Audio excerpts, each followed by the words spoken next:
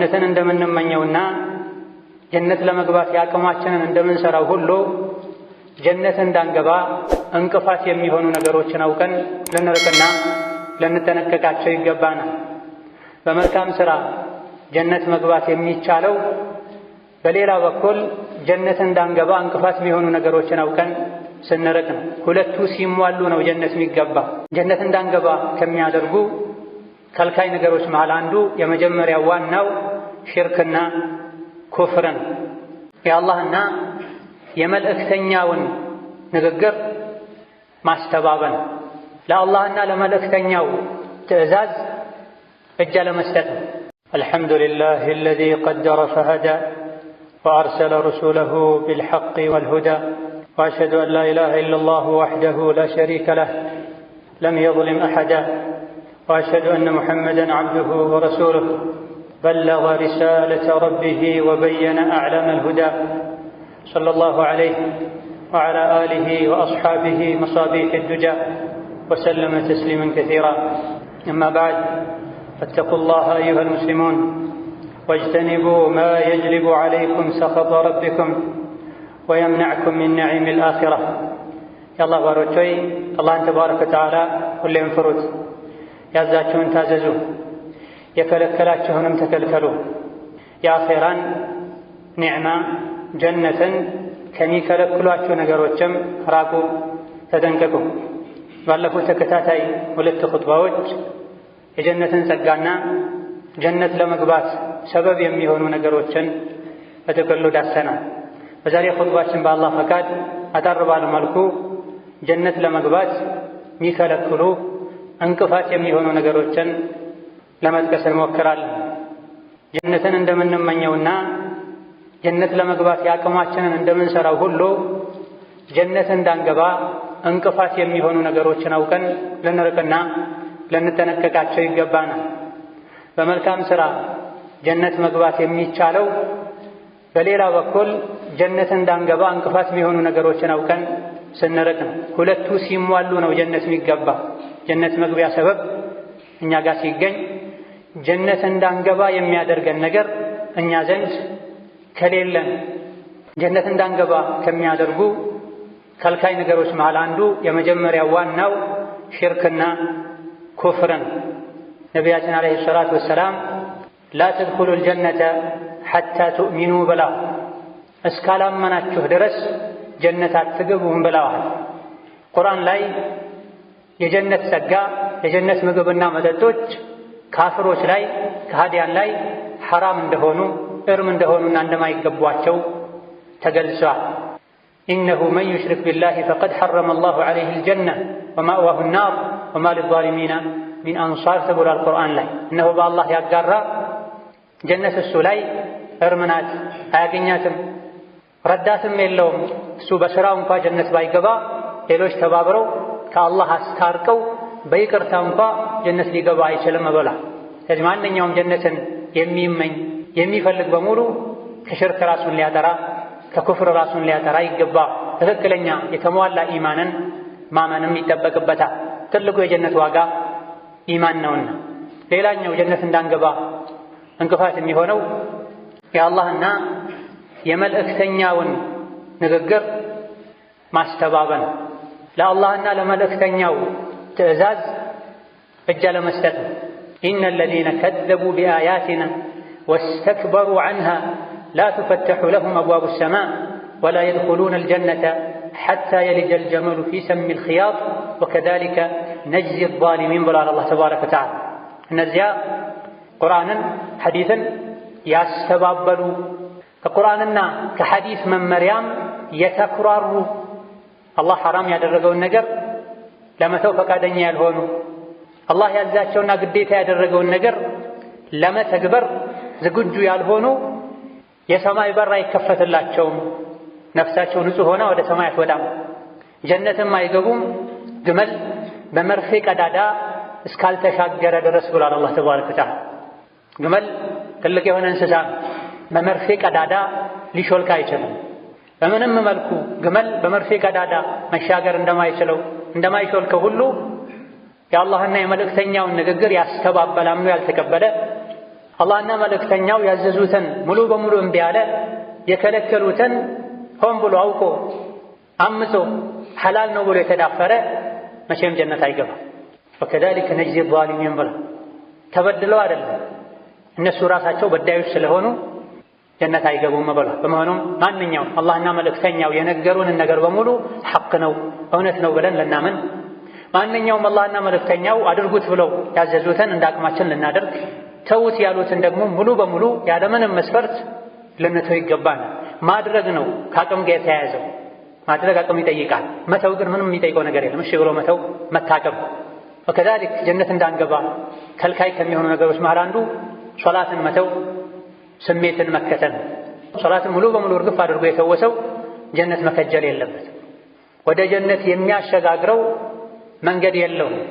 ወከዛሊክ ስሜትን አምላክ ማድረግ፣ ስሜት ያዘዘውን በሙሉ መፈጸም፣ ለሸሪዓ ጀርባ መስጠት ጀነት እንዳይገቡ ያደርጋል። ፈኸለፈ ሚን ባዕድህም ኸልፉን አዳዑ ሰላተ ወተበዑ ሸሀዋቲ ፈሰውፈ የልቀውነ ገያ ኢላ መን ታበ ወአመነ ወዐሚለ ሷሊሐ ፈኡላኢከ የድኹሉነ አልጀነህ ብሏል። ከነቢያት ከደጋግ አማኞችና የነቢያትን መንገድ ከሚከተሉ ሰዎች በኋላ ሌላ መጥፎ ተተኪዎች ተተኩ ምድር ላይ። ሶላትን ቸላሉ፣ ስሜትን ተከተሉ፣ ጀሃነምን ይገባሉ። እነዚያ የተወበቱ መልካም ሥራ የሰሩት ሲቀሩ እነሱ ግን ጀነት ይገባሉ፣ ምንም አይበደሉም፣ ከሥራቸው ምንም አይጎድልባቸውም፣ ያልሰሩትም አይጫንባቸውም ብሏል። ሶላት መተው፣ ስሜትን መከተል ጀነት እንዳይገቡ የጀሃነም ማገዶ እንዲሆኑ ያደርጋል። ነገር ግን የተወበተ ባለፈው ሕይወቱ የተጸጸተ የተቆጨ ቀጣይ ሕይወቱን ያሳመርና መልካም ሥራ የሠራ ጀነት እንደሚገባ እንደማይበደል አላህ ተባረከ ወተዓላ ነግሮናልና ፈርዱንም ሱናውንም ሶላት መስገድ ልናበዛ ይገባናል። ሶላት የጀነት ቁልፍ ነው። ሶላትን መተው ደግሞ የጀነትን በር እላያችን ላይ ከፊታችን መዝጋት ነው የሚሆን።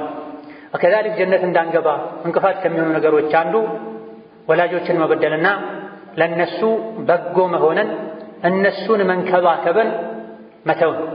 ነቢያችን ሰለላሁ ዐለይሂ ወሰለም ሶስት አይነት ሰዎች ጀነት አይገቡም፣ አላህን ተባረከ ወተዓላ በረሕመት አይኑ አያያቸውም ብለው። ከነዚህ ከሶስት አይነት ጀነት ከማይገቡ ሰዎች መሃል አንዱ አልዓቁ ሊዋሊደይህ ብላ፣ ወላጆቹን የሚበድል ብላ። ወላጆችን መበደል ሰፊ ርዕስም፣ በጥቅሉ ለነሱ በጎ አለመሆን፣ ቀልባቸውን መስበር፣ ማስደንገጥ፣ ማሸማቀቅ፣ ደስተኛ እንዳይሆኑ ማድረግ ዕቁቅ የሚለው ውስጥ ይካተታል። የሚፈልጉትን ነገር እስኪጠይቁህ ድረስ አትጠብቅ። ስሜታቸውን ያነበብክ የሚወዱትን የሚፈልጉትን አድርግ። በግልጽ አውጥተው እንዲህ አድርግልኝ ያሉ የምትል ከሆነ መታመናጨቃቸው ከሆነ ክብራቸውን የምትነካ ከሆነ የጀነት በር ከፊትህ ይዘጋል። አኼራ ላይ በጀነትና በጀሃነም መሃል አዕራፍ የሚባል ነገር አለ። ወበይነሁማ ሒጃብ ወዐለል አዕራፊ ሪጃል ብሏል። በጀነትና በጀሃነም መሃል መጋረጃ አለ። እዛ መጋረጃው ላይ ሰገነቱ ላይ ወንዶች አሉ። ወደ ጀነትም ወደ ጀሃነምም ያያሉ። ወደ ጀሃነም ባዩ ጊዜ አላህ ሆይ ከነሱ አታድርገኝ ይላሉ። ወደ ጀነት ሰዎች ባዩ ጊዜ ሰላምታ ያቀርቡላቸዋል።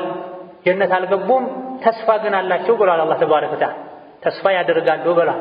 ማን ናቸው እነዚህ በጀነትና በጀሃነም መሃል ተንጠልጥለው የሚቀሩ ሰዎች የሚለውን በተመለከተ ቀደምቶች ብዙ ብለዋል። ከዚህም አንዱ ወላጆቻቸውን ሳያስፈቅዱ ለጂሃድ የሄዱ ሰዎች ናቸው ተብሏል። ጀሃነም እንዳይገቡ ጂሃዱ ከልክሏቸዋል። ለአላህ ብለው ለዲን ብለው መቸገራቸው መዝመታቸው። ጀነት እንዳይገቡ ደግሞ ወላጆቻቸውን ሳያስፈቅዱ መሄዳቸው አግዷቸዋል።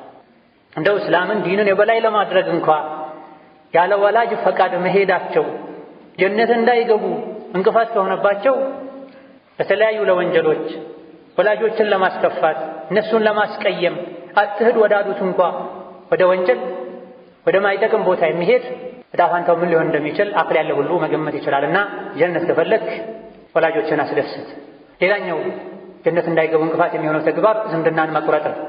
ነቢያችን ሰለላሁ ዐለይሂ ወሰለም ኢማም ሙስሊም ሌሎችም የዘገቡት ሐዲስ ላ የድኹሉል ጀነተ ቃጢዑ ረሒምን ብላ፣ ዝምድናን የሚቆርጥ ጀነት አይገባም ብላ። ሰዎች ሲራጥን በሚሻገሩበት ጊዜ ዝምድና የጀሃነም ደጃፍ ላይ ትቆማለች ተብሏል። አላህ ተባረከ ወተዓላ ዛሬ ምጥለውም ማሳልፈውም ባንቺ ነው ይላል ተብሏል። ያኒ ዝምድናን የቀጠለ አላህ ሲራጡን ይቀጥልለታል፣ መሻገር ይችላል። ዝምድናን ያልቀጠለ ሲራጥ መሻገር አይችልም፣ መንገዱ ይቆረጥበታል። ማንኛውም አማኝ አላህ የሚፈራ ኸይራን የሚከጅል ዝምድናውን ሊቀጥል ይገባዋል። አይ ብሎ ዝምድናን ቸላ ያለ እንደሆነ ማንንም አልፈልግም ማንንም አላስጠጋም ወደ ማንም አልጠጋም ያለ እንደሆነ ሲራጥ ተሻግሮ ጀነት መግባት አይችልም። ባለንበት ጊዜ ዝምድና እጅጉኑ የተረሳ ጉዳይ ሆኗል። የሰዎች ዘመዳቸው የሥራ ባልደረባቸው ነው። የሚያበላቸው የሚያጠጣቸው ሰው ነው። ከአባት እናቱ ጋር ከእህት ከአክስቶቹ ጋር አውር የሚሆን ምንም አይነት የሥጋ ዝምድና ከሌለው ዲን እንኳ ከማያስተሳስረው ዱንያ ካቀራረበችው ሰው ጋር ማርና ቅቤ የሚሆን ሰው አለ። ከእናንተ ውስጥ መልካም ሰው ማለት ለቤተሰቦቹ መልካም የሆነ ሰው ነው ተብሏል ሸሪዓችን ላይ። ያንተ ጥሩነት ከሚለካባቸው መለኪያዎች አንዱ ዝምድናን መስቀጠል መሆንህ። ጀነት መግባት የፈለገ የአላህን ምህረት የፈለገ ሪዝቁ እንዲሰፋለት የፈለገ እድሜው እንዲረዝምለት ወይም በረካ እንዲሆንለት ባጭር እድሜ ብዙ መልካም ሥራ ጠቃሚ ነገር መስራትን የፈለገ ዝምድናን ሊቀጥል ይገባዋል። ዋከዳ ጀነት እንዳይገቡ እንቅፋት ከሚሆኑ ነገሮች ሌላኛው ጎረቤትን አዳ ማድረግ፣ ጎረቤትን ማስቸገር። ነቢዩ ዓለይሂ ሰላቱ ወሰላም ጎረቤቱ እሱ ጥቃት ሊያደርስብኝ ይችላል እያለ የሚሰጋ ሰው ጀነት አይገባም ብለዋል። ጎረቤቱ እሱ ሊያጠቃኝ ይችላል፣ ሊጎዳኝ ይችላል፣ ችግር ሊያደርስብኝ ይችላል እያለ የሚፈራው እንዲሰጋ እንዲጨነቅ የሚያደርገው ሰው ጀነት አይገባም ብለዋል። ጎረቤት ሰፊን ከሃይማኖት ጋር ብቻ መተያያዝ አይደለም። ሙስሊምም ይሁን ሌላ እምነት የሚከተል ዘመድም ይሁን ባዕድ ለአንተ ጥሩ የሚያደርግና የሚያስብም ይሁን ማያስብ በአንተ በኩል ያለ እስላማዊ ግዴታ ለጎረቤትህ በጎ መሆን፣ አለመረበሽ፣ አለማስቸገር፣ አለማስደንገጥ፣ ገመናውን አለመከታተል፣ ሲቸገር መርዳት ግዴታ አለብህ። ይሄን ግዴታ ከመተውም አልፎ አዳ የምታደርገው የምታስጨንቀው ከአንተ ጎረቤት በመሆኑ ሰላም እንዳይሰማው የምታደርግ ከሆነ የአኼራን ሰላም ታጣለህና ጀነት መግባት የፈለገ ለጎረቤቱ በጎ ሊሆን ይገባዋል። ሌላው ጀነት እንዳይገቡ የሚያደርገው እንቅፋት ኩራት ነው።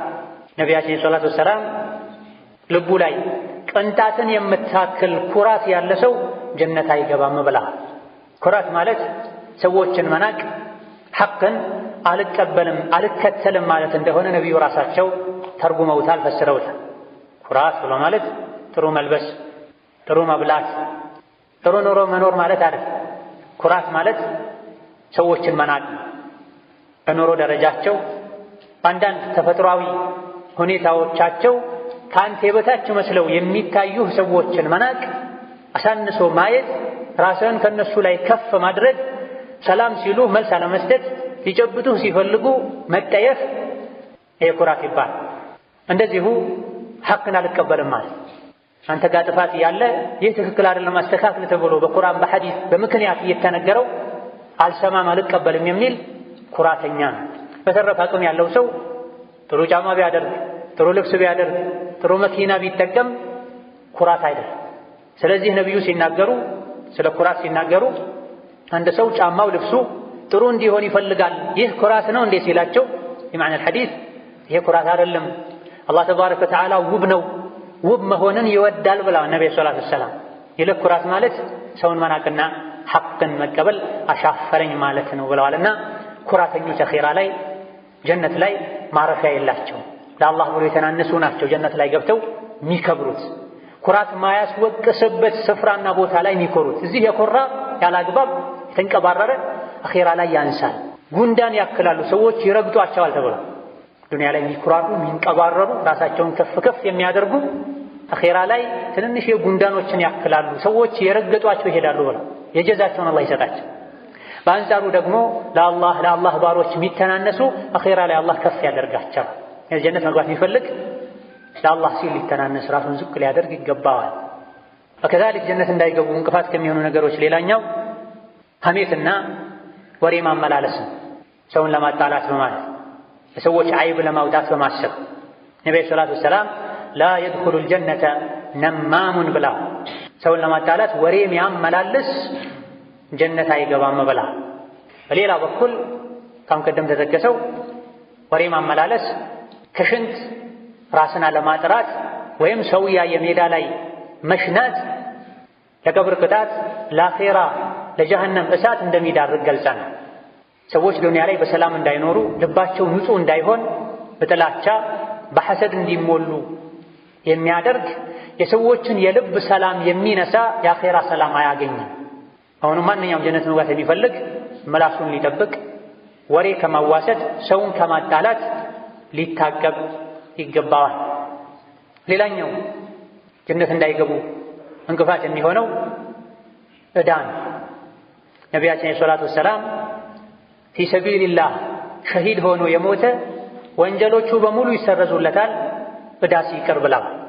ማንኛውም ሰው ዕዳ ያለበት ከሞተ ዕዳው እስካልተከፈለ ድረስ ጀነት መግባት እንደማይችል ይህ ሐዲስ ያሳያል ብለዋል በርካታ ፉቃሃዎች። በተቻለው ያክል ማንኛውም ሰው ከዕዳ ራሱን ሊያርቅ፣ ከሰዎች ከመበደር ይልቅ ከነፍስያው ሊበደር ይገባዋል። ጥሩ ልብስ መልበስ አምሮት ከሚበደር ነፍሱን ይበደራል፣ ጠብቅ ይበላል። ጥሩ ምግብ አምሮት ከሆነ የሚበደረው ነፍሴ ታገሺ ይበላል፣ ከነፍሱ ይበደር ከሰው ከመበደር። የብድር ጉዳይ ከባድ ነው። ሌላ ልንጠነቀቅ ይገባናል። ወከዛሊክ ጀነት እንዳይገቡ ከሚያደርጉ እንቅፋቶች ሌላው ሐራም መብላት ነው። ኢማም አሕመድ ሌሎችም በዘገቡት ሰነዱ ቀዊይ በሆነ ሐዲስ የተኛውን በሐራም የደለበ ሰውነት ስጋ ጀነት አይገባም፣ ፈናሩ አውላ ቢሂ ለሱ ይበልጥ የምትገባው ጀሃነም ናት ብለዋል ነብዩ ሰለላሁ ዐለይሂ ወሰለም። የተኛው ሐራም በመብላት የተገነባ ሰውነት ስጋ ጀነት አይገባም፣ ለሱ ይልቅ የምትገባው ጀሃነም ናት፣ እሳት ናት ብለዋል። ስለዚህ የምትበላውን ሐላል አድርግ። ሙስሊም ንግድ ውስጥ ሲገባ የንግድ ስነ ስርዓቶችን፣ ሁኔታዎችን ሐላል ሐራሙን ማወቅ አለበት። ልክ ወደ ሶላት ሲገባ የሶላት ህግጋትን እንደሚያውቀው ሶላት አስተካክለህ ካልሰገድክ ሶላት እንደማይሆነው ሁሉ ንግድም የሸሪዓውን ህግ ጠብቀህ ካልነገድክ ሐላል አይሆንም። ደጋ ቀደምቶች በየገበያው የዞሩ የንግድ ህግጋትን የመሸጥ፣ የመለወጥ፣ የማከራየት፣ የመከራየት መሰል የሆኑ የሙዓመላ ነጥቦችን እየጠየቁ ትክክል መልስ የሰጠውን አንተ ነግድ ይሉታል። በትክክል መልስ ማይሰጠውን ተነስ ከሙስሊሞች ገበያ ውጣ፣ ሪባን እንዳትበላ፣ ሪባን እንዳታበላ እያሉ ከገበያ ያባሩ ነው። ዛሬ ላይ እንደው የአላህ በላ ከሰማይ እንዳይመጣብን እንድንሰጋ እንድንጨነቅ ሁሉ የሚያደርግ ሁኔታ በሙስሊሙ መሃል አለ። ሐራምነቱ በግልጽ የሚታወቅን ነገር ችግር የለውም እቺን ችግር እስክንሸጋገር ድረስ እያሉ በሐራም ለመክበር የሚሞክሩ፣ ሀብት ላይ ሀብት ለመጨመር ሐራም ንግድ የሚነግዱ፣ የተለያየ ሐላል የሚያስመስሉ ስሞችን የሚሰጡ ሰዎች አሉ። ሐቅ ግልጽ ነው። ሐላልና ሐራምን ሙእሚን ከሆንክ ልብህም ያውቀዋል። እንድትጠራጠር ለምን አረኩት ብለህ እንድትጨናነቅ እንድትሰጋ የሚያደርግህ ነገር በሙሉ ሙእሚን ከሆንክ ልትርቀው ይገባል። ሐራም በልቶ ሰውነቱን ያደለበ ጀነት አይገባም፣ እሳት ትገባዋለች ተብሏልና ጀነት መግባት ቢፈልግ ከስቡን ሊያጠራ የሚበላውን የሚጠጣውን የሚለብሰውን የሚኖርበትን ከሐላል የተገኘ ሊያደርግ የገቢ ምንጩን ሊያጠራ ይገባዋል። بارك الله لي ولكم في القرآن العظيم ونفعني وإياكم بما فيه من الآيات والذكر الحكيم. أقول ما تسمعون وأستغفر الله لي ولكم ولسائر المسلمين من كل ذنب وخطيئة فاستغفروه إنه هو الغفور الرحيم. الحمد لله وحده والصلاة والسلام على من لا نبي بعده. أما بعد ጀነት እንዳይገቡ እንቅፋት ከሚሆኑ ነገሮች ሌላኛው ራስን ማጥፋት ነው። አላህ ተባረከ ወተዓላ የሰውን ልጅ የፈጠረው እሱ ነው፣ ነፍስም የሰጠው እሱ ነው። የተኛውም የሰው ልጅ በራሱ ፍላጎት በእጁ ነፍሱን ያጠፋ እንደሆነ እኔ የሰጠሁህን ነፍስ ከኔ ቀድመህ ወሰድካትን እንግዲያውስ ጀነትን እርም አድርጌብሃለሁ ይለዋል አላህ ተብሎ። በሌላ ሐዲስም ነቢያችን ሰለላሁ ዐለይሂ ወሰለም መርዝ ጠጥቶ ነፍሱን ያጠፋ፣ በስለት ራሱን ወቅቶ ነፍሱን ያጠፋ፣ እጋራ አናት ላይ ወጥቶ ተንከባሎ ወድቆ ራሱን ያጠፋ፣ ራሱን ባጠፋባቸው ነገሮች አኺራ ላይ ጀሃነም ውስጥ እየተሰቃየ ይኖራል። መርዙ እጁ ላይ ሆኖ እሱን እየጠጣ በሱ እየተቃጠለ ይኖራል። በስለቱ ራሱን የወጋ ጀሃነም ላይ ይኖራል ብለዋል። ራስን ማጥፋት ከባድ ወንጀል። ራሱን ያጠፋ ሰው ላይ ሶላተል ጀናዛ ይሰገዳል አይሰገድም የሚል ሁሉ የፉቃሃዎች ኺላፋል። አይሰገድበትም ያሉዋል። ራስን ማጥፋት ሐራም ነው መብቴ ነው ብሎ አላህ ሐራም ያደረገውን ሐላል አድርጎ ራሱን በማጥፋቱ ከፍሯል እስካልተባለ ድረስ ትክክለኛው ይሰገድበታል። ባይሆን ለሌሎች መማሪያ እንዲሆን ሌሎች እንዲጠነቀቁ ዋናው ቋሚው ኢማም አይሰግድበትም፣ ሌላ ሰው እንዲሰግድበት ይደረጋል የሚለው አስተያየት የተሻለ ከሆኑም ጋር ነገር ግን ሙሉም ላይ ያስቸገርበትም ያሉ የፍቅህ ሊቃውንት አሉ። በትንንሽ ነገሮች ሲበሳጩ የሆነ ነገር ሲጎድልባቸው ራሳቸውን ወደ ማጥፋት የሚሄዱ አሉ። አንዱ ሰበብ ከአላህ መራቅ ነው፣ ወንጀል ማብዛት ነው፣ የአዱንያን ጠፊነት የአኼራን ቋሚነት መርሳት ነው፣ የኢማን ድክመት ነው። ስለዚህ ጀነት መግባት የሚፈልግ ራሱን ከማጥፋት ራሱን ለማጥፋት ሰበብ ከሚሆኑ ነገሮች ሊርቅ ይገባል። ራሱን በማጥፋቱ ከችግር የወጣ ነው የሚመስለው አላዋቂነቱ እንጂ ወደ ባሰው ችግር ነው ሄዱ። ራሱን ያጠፋ መኖሪያው ጀሃነም ናት። ሐዲሱ ላይ ኻሊደን ሙኸለደን አበደን ተብሏል። ይሄ የወዒድ ንሱሶች ውስጥ የሚገባን እንደዚሁ ጠቅሰነው የምናልፈው ሰዎች ይጠነቀቁ ዘንድ። ከዛሊክ ጀነት እንዳይገቡ እንቅፋት ከሚሆኑ ነገሮች ሌላኛው ከሰጡ በኋላ መመጻደቅ፣ ኸምርን ሆን ብሎ ደጋግሞ መጠጣት፣ በድግምት ማመን፣ ወደ ድግምተኛ መሄድ፣ ወሀከዛ ጠንቋይ መሆን፣ የጠንቋላ ሥራ መስራት። እነዚህን በአንድ ሐዲስ ነብዩ ሰለላሁ ዐለይሂ ወሰለም ገልጸዋል። ሰጥቶ የሚመጻደቅ እንዲያርገልህ በእኔ አድገህ እኔ ባደረኩልህ ለዚህ በቅተህ ዛሬ እንዴት ሆናለህ እንዴት አደርጋለህ እያለ ሊመጻደቅ አይገባም። ይሄን የሚያደርግ ሰው በሰደቃው አጅር ካለማግኘቱም አልፎ ይህ መመጻደቁ ራሱን ከፍ ከፍ ማድረጉ ሌሎችን ማሸማቀቁ ጀነት እንዳይገባ ያደርገዋል። ወሀከዛ ኸምርን ሆን ብሎ ደጋግሞ የሚጠጣም ጀነት አይገባም ተብሏል።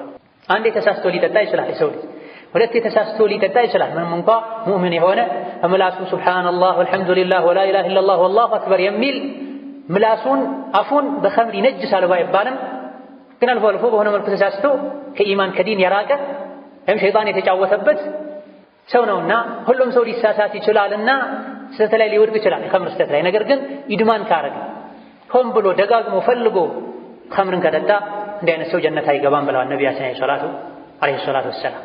ወከዛሊክ ወደ ጠንቋይ መሄድ፣ በጠንቋይ ማመን።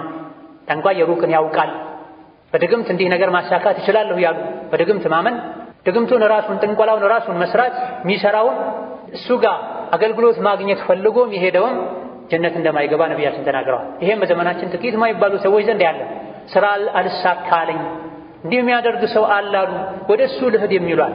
ትዳር አልሳካልኝ ልጅ መውለድ አልቻልኩም ልሂድ የሚሏል።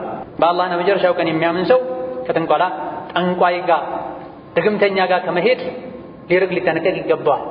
ይህን ስራ ከመስራትና ከማከናወንም ሊርቅ ይገባዋል። ኩፍርን ሌላኛው ጀነት እንዳይገቡ እንቅፋት የሚሆነው ወንድ በሚስቱ በሴት ልጆቹ በእህቱ በእሱ ስር ባሉ ሴቶች ጉዳይ ላይ አለመቅናቱን፣ ግዴለሽ መሆኑ። እንደዚሁ ደግሞ ሴት ሆና እንደ ወንድ የሚያደርጋት ሴት ጀነት አትገባም ብላ በሶሒህ ሐዲታቸው ነቢያችን ሰለላሁ ዐለይሂ ወሰለም እነዚህ ሰዎች ጀነት እንደማይገቡ ተናግረዋል። ደዩት ሚስቱ ከማን ጋር ዋለች፣ ምን አይነት ልብስ ለበሰች፣ ሴት ልጁ ጓደኛዋ ማን ነው ማናት፣ እየደወለ አስር የሚያወራት ወንድ ማን ነው ምንድን ነው እያለ ለሚስቱ ለልጁ ክብር ማይጨነቅ ከሴት ልጁ ጋር ከእህቱ ጋር ወንድን እንኳ ቢያይ ምንም የማይመስለው ቅናት ከልቡ የጠፋ ወንድ ጀነት አይገባም ተብሏል።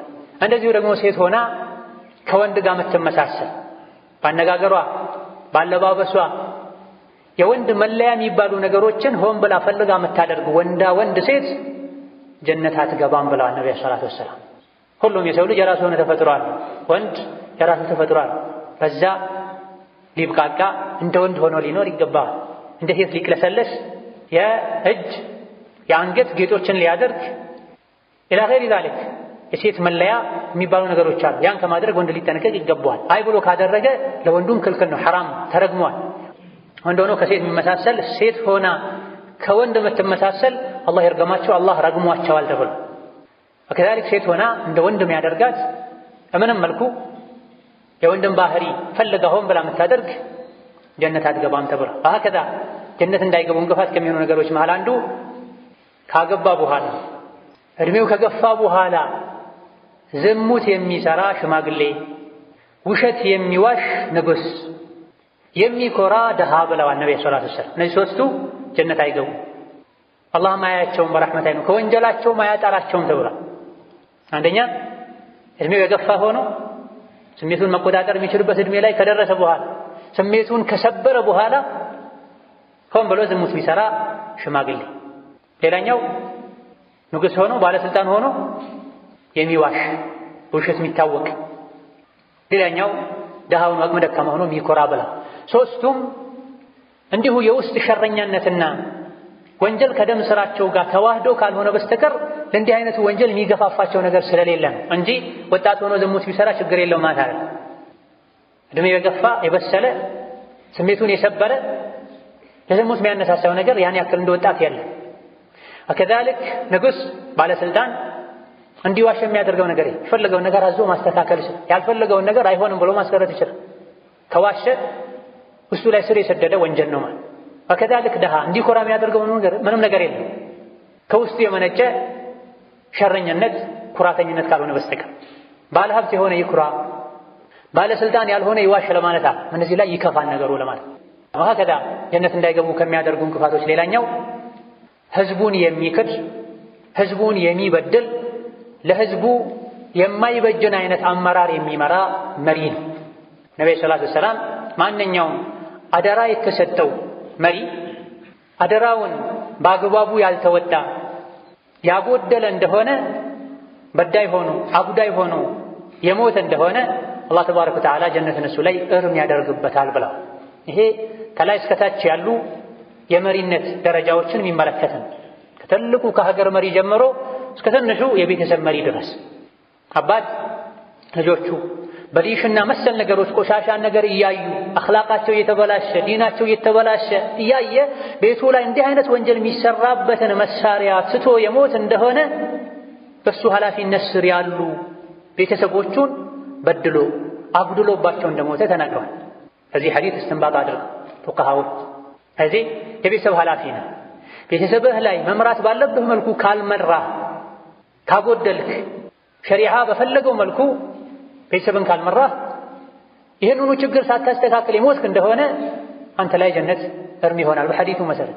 ወከዛልክ በሀገር ደረጃ በህዝብ ደረጃ መሪዎች ማድረግ የሚችሉትን ነገር ከማድረግ ወደ ኋላ ብለው ህዝብ የተጎዳ ህዝብ የተበደለ እንደሆነ በዚህ ጥፋታቸው ጀነትን ይከለከላሉ ተብሏል።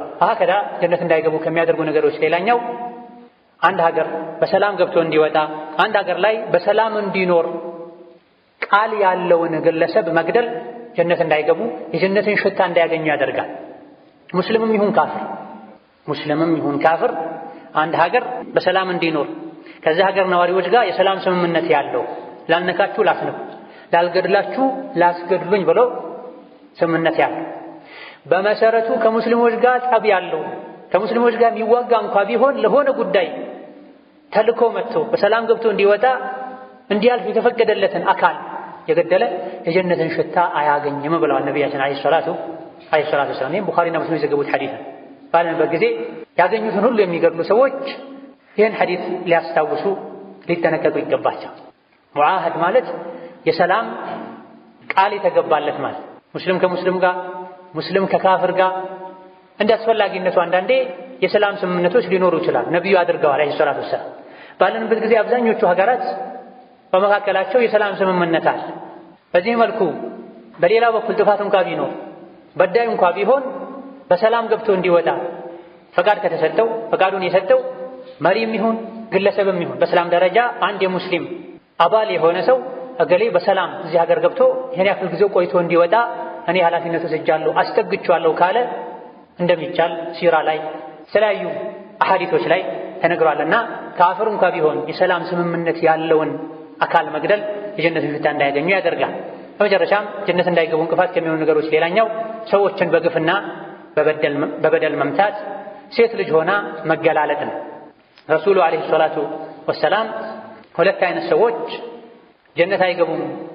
አንደኛው የከብት ጭራ የሚመስል አለንጋ እጃቸው ላይ ያለ ሰዎችን የሚገርፉ የሚያሰቃዩ ሰዎች፣ ሁለተኛ ደግሞ ለብሰው ያለበሱ እርቃናቸውን የሆኑ ጠመው የሚያጠሙ ሴቶች ብለዋል። በዚህ ሐዲስ ሁለት ነገር ጠቅሰዋል ነብዩ ሰለላሁ ዐለይሂ ወሰለም።